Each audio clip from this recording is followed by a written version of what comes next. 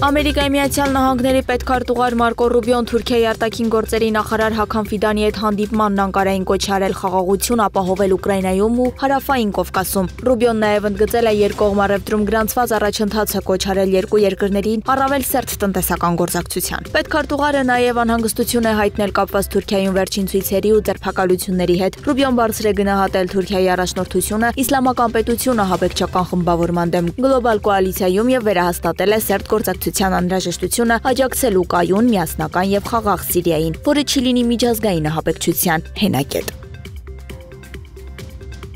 Սերգեյ Լավրովը հայտնել է, որ ռուս-ամերիկյան բանակցությունների արդյունքների ընթացքում կողմերը քննարկել են Սևծովում անվտանգ նավագնացության հարցը։ Մոսկվան հանդես է գալիս բոլորի համար ավելի ընդունելի տարբերակով Սևծովյան նախաձեռնության վերսկսման օգտին, երբ դա տեղի ունենա Ռուսաստանը հստակ երաշխիքներ կպահանջի։ Մենք չենք կարող վստահել Կիևի խոսքին, ամերիկյան կողմը լսել է երաշխիքների մասով Մոսկվայի դիրքորոշումը եւ հասկանում է, որ միայն Վաշինգտոնը կարող է դրական արդյունքի հասնել ուկրաինական հարձակումները կանխելու հարցում, ասել է Լավրովը։ Մեկնաբանելով Ուկրաինայի եվրոպացի խաղաղապահներ ուղարկելու հեռանկարը, Սերգեյ Լավրովը նշել է, այդ երազողներն ամեն օր ապացուցում են իրենց կատարյալ անկարողությունը։ Եթե Ռուսաստանի հետ զինադադարը ձախողվի, Կիևը կպահանջի ԱՄՆ-ից նոր ռազմական օգնություն, հայտարարել է Ուկրաինայի նախագահ Վոլոդիմիր Զելենսկին։ Ուկրաինական իշխանությունները կդիմեն Սպիտակ տանը Մոսկվայի կողմից պայմանավորվածությունների խափանման դեպքում նոր սպառազինություն ստանալու համար։ Սպառազինությունից բացի Կիևը կպահանջի նոր պատժամիջոցներ սահմանել Ռուսաստանի դեմ, ասել է Զելենսկին։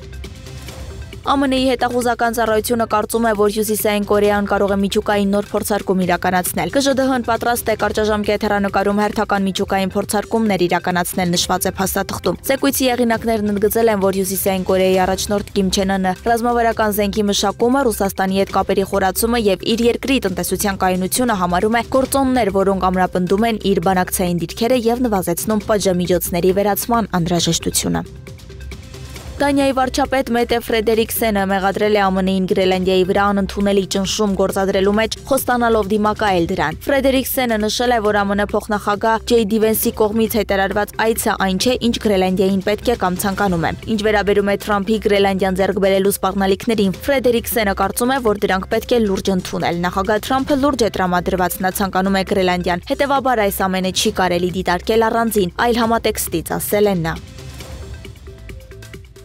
Հարավային Կորեայում քամուց առաջացած անտառային հրդեհները, որոնք երկրում երբևէ ամենակործարարներից են, ավերել են երկրի հարավային շրջանները, խլելով 18 մարդու կյանք, այրվել է 200 շինություն, իսկ 27000 մարդ տարհանվել։ Անտառային հրդեհները մարելու ընթացքում հարավ-արևելյան Ռիզեոնգ քաղաքում ուղղաթիռ է կործանվել։ Կորեայի անտառային ծառայությունը հայտնել է, որ փրկարարական աշխատանքները շարունակվում են։ Ստամբուլում դատարանի որոշմամբ ավելի քան 170 մարդ է ձերբակալվել Թուրքիայի մայրաքաղաքի ընդդիմադիր քաղաքապետ Էքրեմ Իմամօղլուին աջակցող բողոքի ակցիաներին մասնակցելու համար։ Նրանց թվում է 7 լրագրող։ Թուրքիայում մարտի 19-ից ի պաշտպանություն Իմամօղլուի բողոքի ցույցեր են անցկացվում, որոնցից ամենախոշորները տեղի են ունենում Ստամբուլում եւ Անկարայում։